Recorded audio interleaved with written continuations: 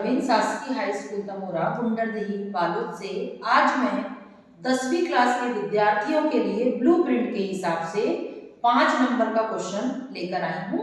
और ये जो क्वेश्चन है वो कृषि टॉपिक है, फसलें। आइए हम थोड़ा सा इस पर प्रकाश डालते हैं। आप सभी को मालूम है चूंकि भारत देश कृषि प्रधान देश है और खासतौर पर छत्तीसगढ़, हमारे यहाँ छत्तीसगढ़ को धान का कटोरा भी कहा जाता है।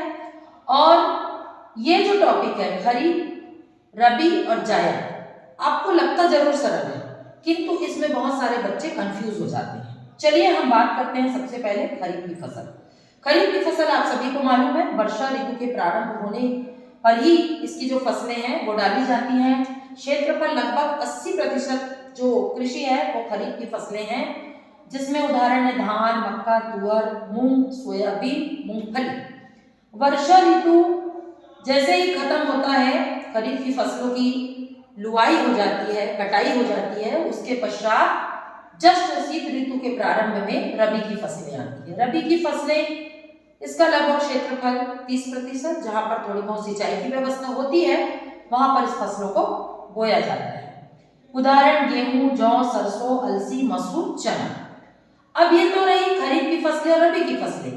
अगली जो फसल आती है वो है जायद की फसलें। जायद की फसलों को गर्मा कृषि के अंतर्गत रखा जाता है, गर्मा कृषि बोला जाता है। ये क्या है? तो जस्ट रबी की फसलें खत्म हुई, शीत ऋतु के बाद क्षेत्रफल सीमित है और ये ज्यादातर कहां पर होता है? जहां पर थोड़ा सा नदी है, ठंडा है, उस इलाके पर होता है।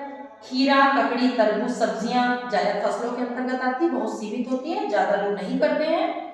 और आप सभी को मालूम है खरीफ, रबी, जायद की फसलें हमेशा एग्जाम में आता है, बच्चे कंफ्यूज हो जाते हैं जायद की फसलों पे। तो मैंने बता दिया, कई बार 1 नंबर के प्रश्न में भी आ जाता है जायद की फसल गर्मा कृषि, तो आप इसको वहां पर लिख सकते हैं। भारत की लगभग 51% जनसंख्या कृषि पर डिपेंड है और सकल घरेलू उत्पाद में कृषि का अपना लगभग 13.7% योगदान है।